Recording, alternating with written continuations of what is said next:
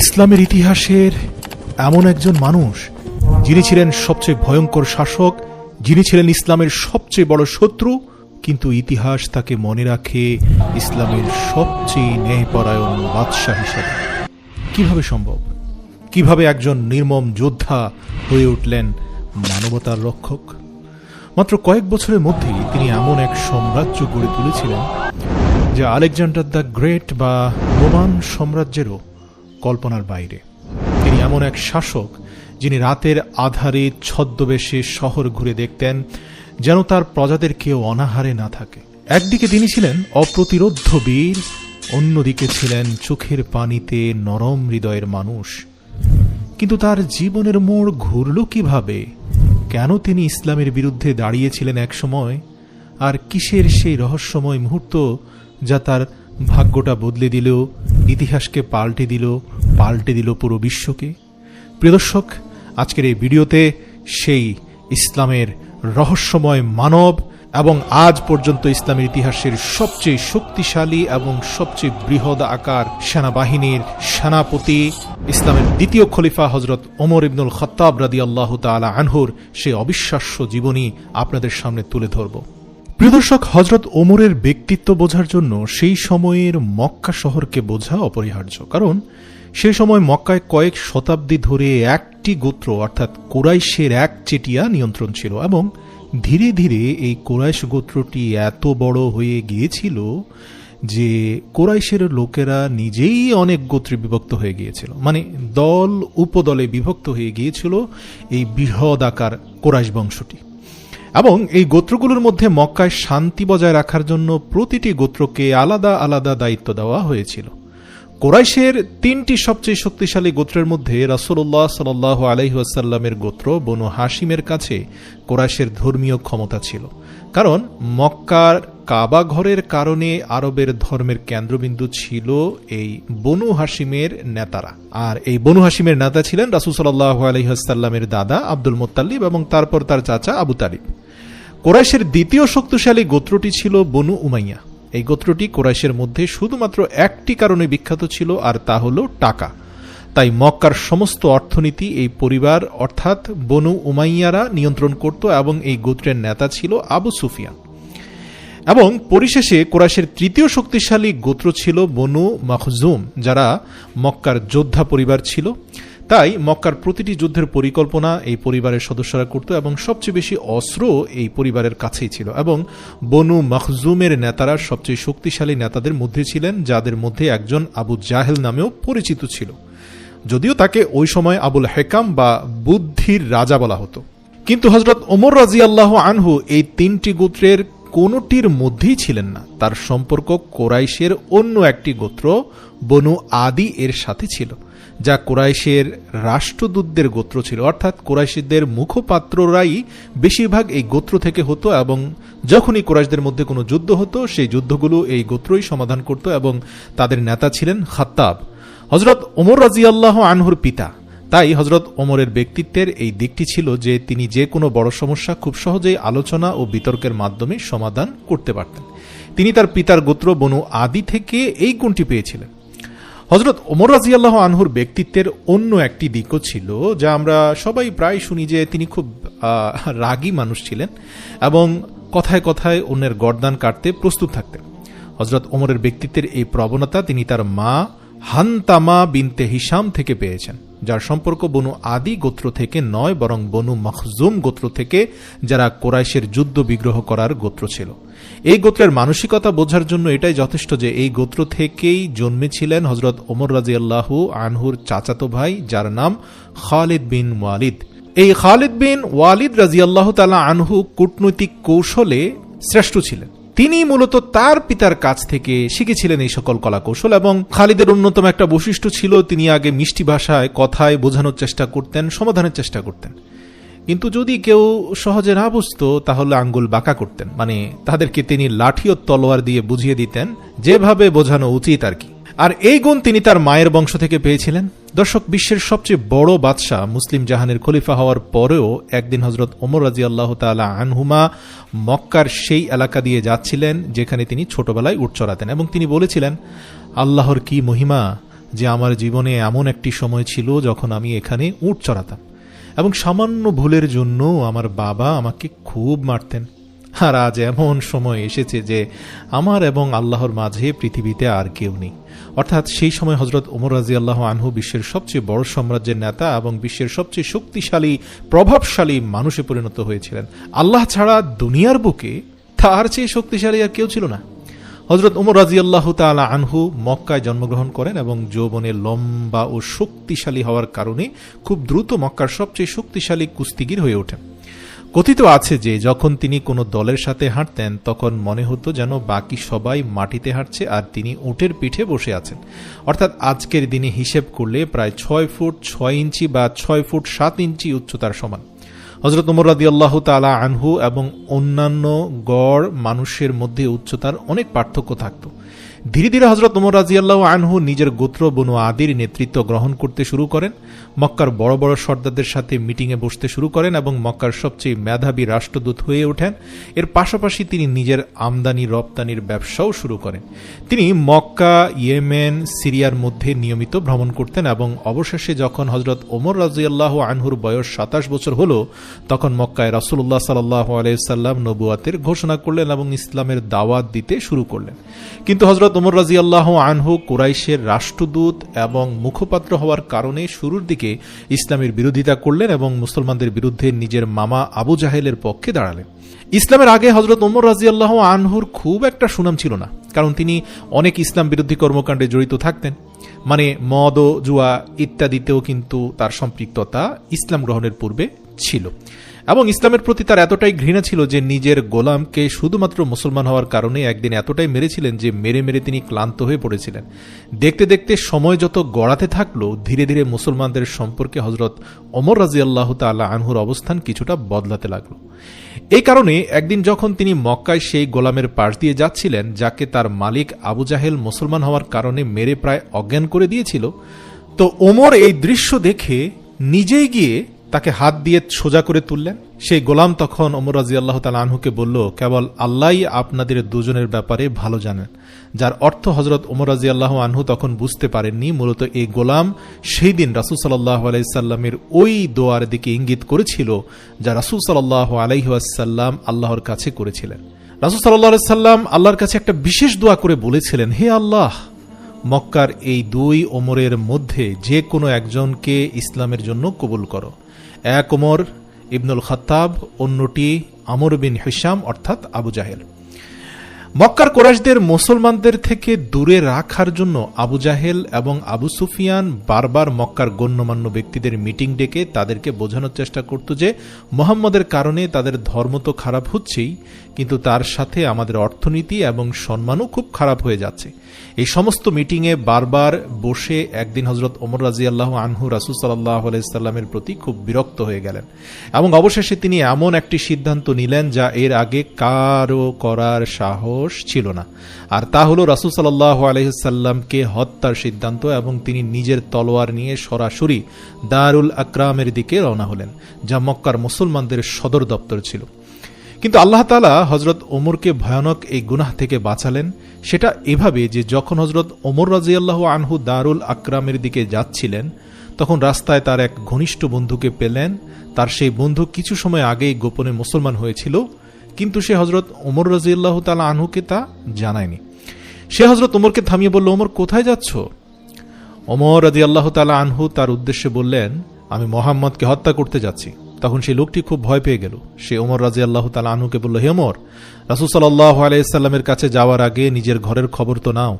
এই কথা শুনে হযরত ওমর রাদিয়াল্লাহু আনহু সব বুঝতে পারলেন এবং সরাসরি তার বোনের বাড়ির দিকে রওনা হলেন। ওমর রাদিয়াল্লাহু আনহুর বোন তার স্বামী সাইদ বিন জায়েদের কারণে আগেই মুসলমান হয়েছিলেন। সাইদ বিন জায়েদ হযরত ওমরের বোনের স্বামী হওয়ার পাশাপাশি তার চাচাতো ভাইও ছিলেন এবং তার চাচা রাসূলুল্লাহর নবুয়াতের আগেই মক্কার ধর্ম ত্যাগ করেছিলেন এবং সর্বদা মক্কার ধর্মের বিরুদ্ধে কথা বলতেন। তিনি বলতেন, যখন আমরা সবাই জানি যে ইব্রাহিম আলাইহিস সালাম এক আল্লাহর ইবাদত করতেন এবং তার দ্বিতীয় পুত্র ইসহাকের বংশধররাও এক আল্লাহর ইবাদত করত, তবে আমরা ইসমাইলের বংশধর হয়ে এতগুলো ঈশ্বর কোথা থেকে আনলাম? তো যাই হোক, হযরত ওমর যখন বোনের বাড়িতে গিয়ে তার বোনের জামাইয়ের কোরআন তেলাওয়াত শুনলেন, সাথে সাথে ঘরের ভেতরে গিয়ে সাঈদ বিন জায়েদকে মারতে শুরু করলেন। তার বোন ফাতিমা নিজের স্বামীকে বাঁচানোর চেষ্টা করলেও রাগান্বিত এবং শক্তিশালী ওমরের কাছে পাত্তা পেল না, যার ফলে তার শরীর থেকে রক্ত ঝরতে থাকে। নিজের বোনের রক্ত দেখে হযরত ওমরের মনে অবশেষে একটি পরিবর্তন আসে এবং তিনি জিজ্ঞেস করেন, হে ওমর, তুমি কি মানুষ থেকে পশুতে রূপান্তরিত হয়ে যাচ্ছ না? তুমি কি কিছুটা সময় নিজেকে শান্ত করতে পারো না? অর্থাৎ নিজেকে নিজেই এই কথাগুলো বলতে থাকলেন। অতঃপর নিজের ভেতরের রাগ নিজের বিবেক দ্বারা কিছুটা শান্ত করলেন। ঠান্ডা মাথায় বললেন, তোমরা আসলে কি পড়ছিলে? আমাকে সেটা দেখাও, এতে কি লেখা আছে? ভয়ে ভয়ে ওমরের বোনের জামাতা এবং বোন অবশেষে কালেমা শরীফ পাঠ করে তাকে শোনালেন। হযরত ওমরের হৃদয়ে লা ইলাহা ইল্লাল্লাহু মুহাম্মাদুর রাসূলুল্লাহ সাল্লাল্লাহু আলাইহি ওয়াসাল্লাম এই কালেমাটি একটা শক্তিশালী তীরের মতো গিয়ে হৃদয়ের গভীরে গিয়ে বেঁধে গেল। এমন এক তীর যা কোনো অপারেশনের মাধ্যমেও কলব থেকে বের করা সম্ভব নয়। তিনি এক এবং অদ্বিতীয় সৃষ্টিকর্তায় বিশ্বাসী হয়ে মুহূর্তের মধ্যে নিজেও আবার বোনের জামাতা এবং বোনের সাথে সেই কালেমা পড়তে লাগলেন। আর নিজের বোনকে কিছুক্ষণ আগে যে রক্তাক্ত করেছিলেন তাকে এবং তার বোনের জামাইকে জড়িয়ে ধরে ক্ষমা চাইলেন। ইসলাম গ্রহণের পর তিনি আবার দারুল আকরামের দিকে রওনা হন। তবে সেখানে তখনও কেউ জানত না যে হযরত ওমর রাদিয়াল্লাহু তাআলা আনহু ইসলাম গ্রহণ করেছেন। যখন তারা হযরত ওমর রাদিয়াল্লাহু তাআলা আনহুকে হাতে তলোয়ার নিয়ে আসতে দেখেন, তখন কিছু মুসলমান ভয় পেয়ে যান। কিন্তু হযরত হামজা রাদিয়াল্লাহু তাআলা আনহু বলেন, ওমরকে আসতে দাও, যদি তার উদ্দেশ্য ভালো হয় তাহলে ঠিক আছে, কিন্তু যদি তার উদ্দেশ্য সঠিক না হয় তবে আমি তার তলোয়ার দিয়ে তার গর্দান উড়িয়ে দেব। উল্লেখ্য আপনাদের জানিয়ে দেই যে ওমর যদি ঘাটতাড়া হয় তাহলে হামজা রাদিয়াল্লাহু তাআলা আনহু ছিলেন ঘাটতাড়ার বাপ। হযরত ওমর রাদিয়াল্লাহু তাআলা আনহু ভেতরে গেলে রাসূল সাল্লাল্লাহু আলাইহি সাল্লাম তাকে জিজ্ঞেস করলেন, ওহে ওমর, এখনো কি সময় হয়নি তোমার হৃদয়ে প্রবেশ করা সেই কালেমার প্রকাশ করতে? ওহে ওমর, এখনই কি তোমার হৃদয়ে সেই কালেমা পৌঁছায়নি? এখনই কি হৃদয়ের গভীর থেকে কোনো শব্দ শুনতে পাও না? এর উত্তরে হযরত ওমর রাদিয়াল্লাহু তাআলা আনহু রাসূল সাল্লাল্লাহু আলাইহি ওয়াসাল্লাম এবং অন্যান্য সকল মুসলমানের সামনে চোখের পানি ছেড়ে দিয়ে কালেমা পড়তে থাকেন, যার ফলে সেখানে উপস্থিত সকল মানুষ উচ্চস্বরে আল্লাহু আকবার ধ্বনি দিতে থাকে। এটা ছিল ইসলামের ইতিহাসে এক অলৌকিক ঘটনা যা সম্পূর্ণ রুহানি জগতে ঘটেছে। অনেক সূত্র অনুযায়ী এটি ছিল নবুয়তের ৬ষ্ঠ বছর এবং হযরত ওমর রাদিয়াল্লাহু তাআলা আনহুর বয়স ছিল তখন ৩২ বা ৩৩ বছর। হযরত ওমরের ইসলাম গ্রহণের পর মুসলমানদের সংখ্যা ৫০-এ দাঁড়ায়, যার মধ্যে ৪০ জন পুরুষ এবং ১০ জন মহিলা সাহাবী ছিলেন। হযরত ওমরের ইসলাম গ্রহণের পর মুসলমানদের অবস্থার ব্যাপক পরিবর্তন ঘটে, কারণ এর আগে যারা ইসলাম গ্রহণ করেছিলেন তারা অধিকাংশই দুর্বল ছিলেন আর তাই গোপনে ইসলাম গ্রহণ করতেন। কিন্তু হযরত ওমরের ইসলাম গ্রহণের পর তিনি সরাসরি তার মামা আবু জাহেলের বাড়িতে গিয়ে তাকে জানান যে তিনি ইসলাম গ্রহণ করেছেন। এতে আবু জাহেল বলেন, এটা হতেই পারে না যে তোমার মতো লোক ইসলাম গ্রহণ করবে, কারণ হযরত ওমরের আগের জীবন ছিল ইসলামের সম্পূর্ণ বিপরীত। এরপর হযরত ওমর রাদিয়াল্লাহু তাআলা আনহু সোজা জামিল বিন মামুরের কাছে যান এবং তাকেও তার মুসলমান হওয়ার কথা জানান। আচ্ছা, এই জামিল বিন মামুরের একটু পরিচয় দেই। তিনি এমন একজন লোক ছিলেন যার পেটে বেশি সময় কোনো কথা থাকতো না। তাকে আপনি ওই সময়ের মিডিয়া সেল বলতে পারেন, মানে তার কাছে কোনো একটা শব্দ বলা মানে পুরো কুরাইশদের কাছে দ্রুত সেটা ছড়িয়ে পড়া। তাই যখন তিনি এত বড় খবর জানতে পারলেন তখন তিনি সোজা দৌড়ে গিয়ে মক্কার অলিতে গলিতে ঘোষণা করতে থাকলেন, মানে এটা তার অভ্যেস ছিল। সে বলতে থাকলো, ওমর আমাদের ধর্ম ত্যাগ করেছে।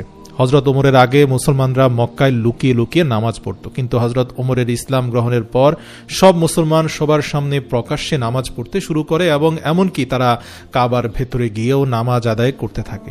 এরপর হযরত ওমর রাদিয়াল্লাহু তাআলা আনহু তার জীবন রাসূল সাল্লাল্লাহু আলাইহি সাল্লাম ও ইসলামের জন্য উৎসর্গ করেন এবং এর কিছুদিন পর মুসলমানদের সঙ্গে মক্কায় তার পরিবারও সমস্ত ক্ষমতা ছেড়ে মদিনার দিকে হিজরত করেন। মদিনায় এসে রাসূল সাল্লাল্লাহু আলাইহি ওয়াসাল্লাম মক্কার মুহাজিরদের যাদের কোনো ঘর বা ব্যবসা ছিল না তাদের প্রত্যেকে একজন আনসারের ঘরে পুনর্বাসন করেন। হযরত ওমর রাদিয়াল্লাহু তাআলা আনহুও একজন আনসারের সঙ্গে বসবাস করতে শুরু করেন।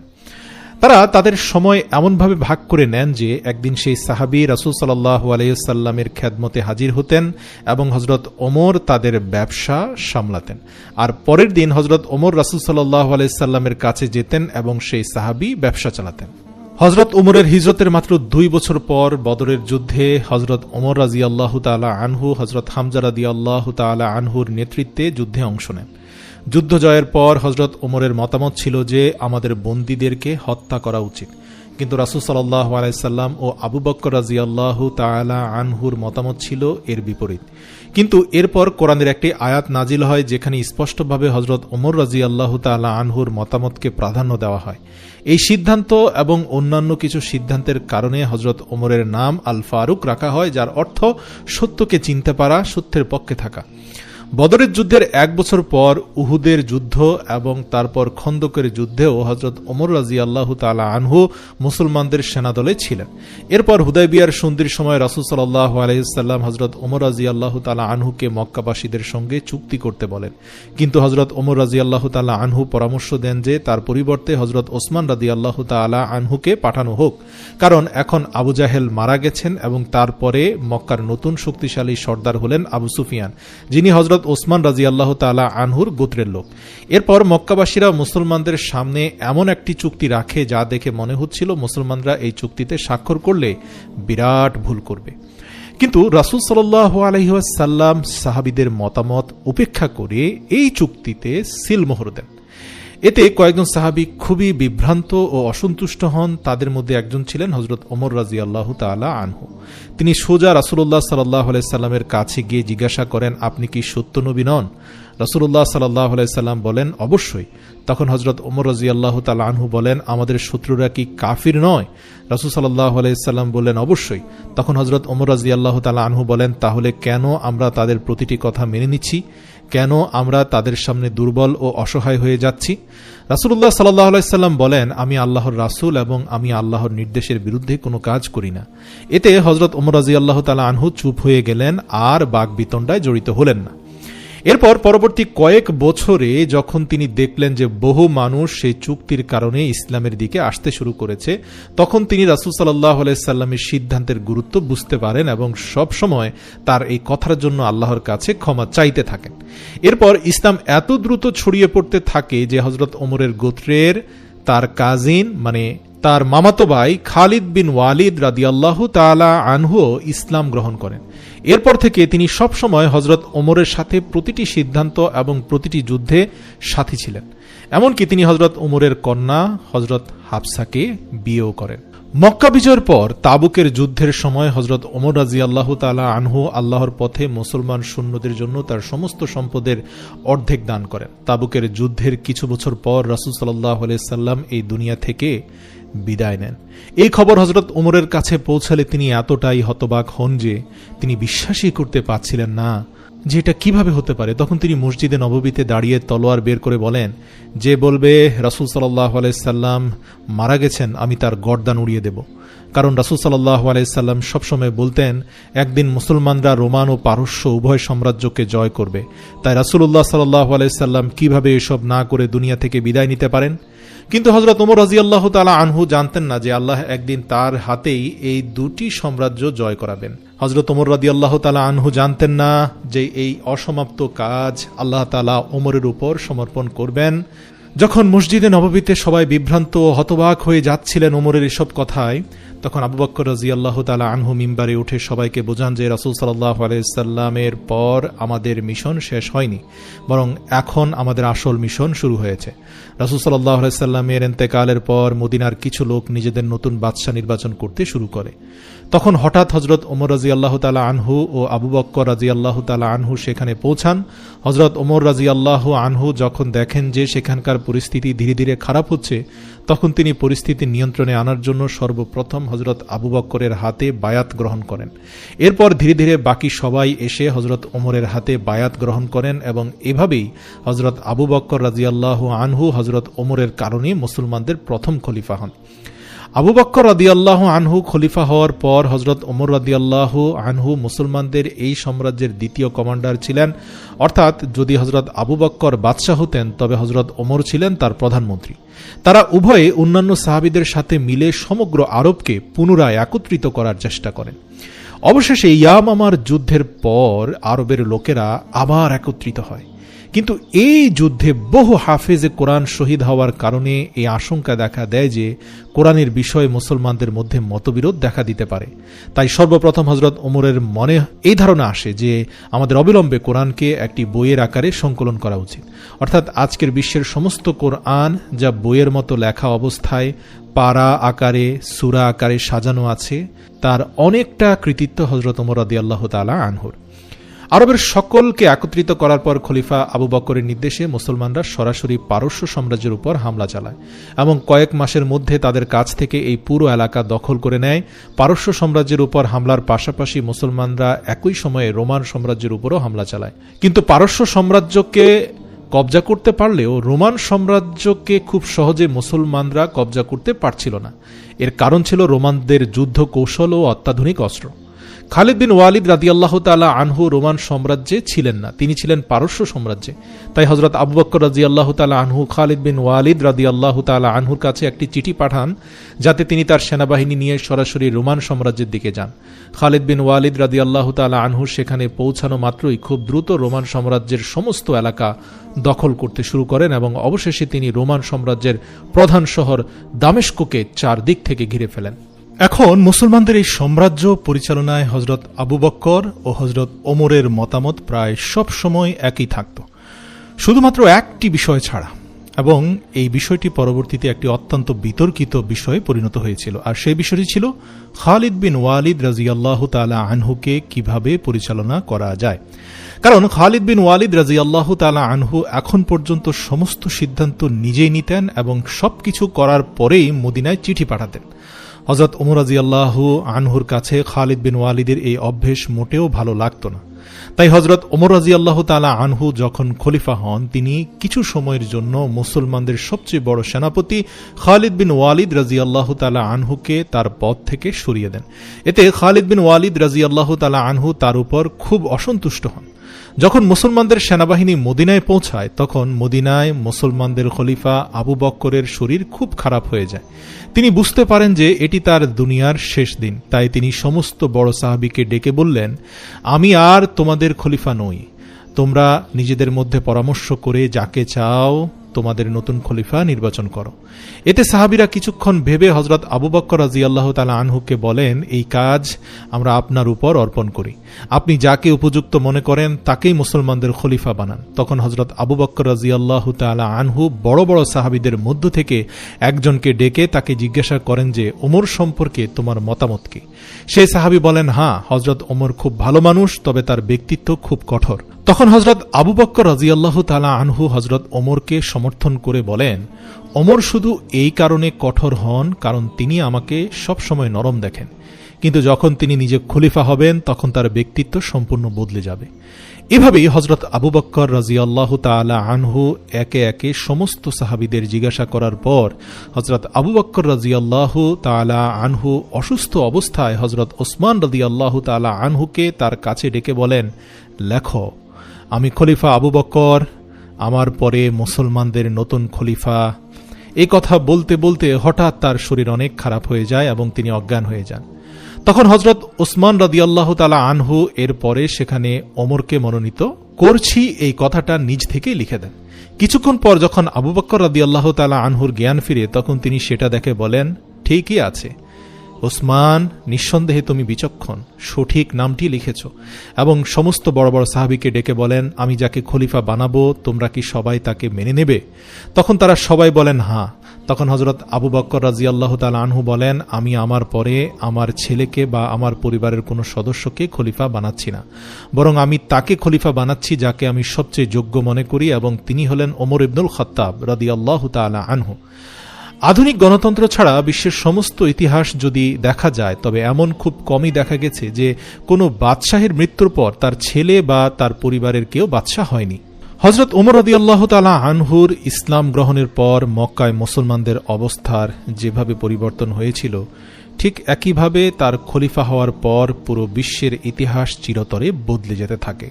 কারণ পরবর্তী কয়েক বছরে হযরত ওমর রাদিয়াল্লাহু তাআলা আনহু এমন এক বিশাল সাম্রাজ্য গড়ে তোলেন যা এর আগে পৃথিবীতে কারও ছিল না। এবং এই সাম্রাজ্য জয়ের পর সেখানে তিনি এমন এক শাসন ব্যবস্থা চালু করেন যে 1400 বছর পরে আজও সেই সমস্ত অঞ্চলে মুসলমানদের শাসনই অব্যাহত রয়েছে, শুধুমাত্র একটি ছোট অঞ্চল ছাড়া, ইসরায়েল।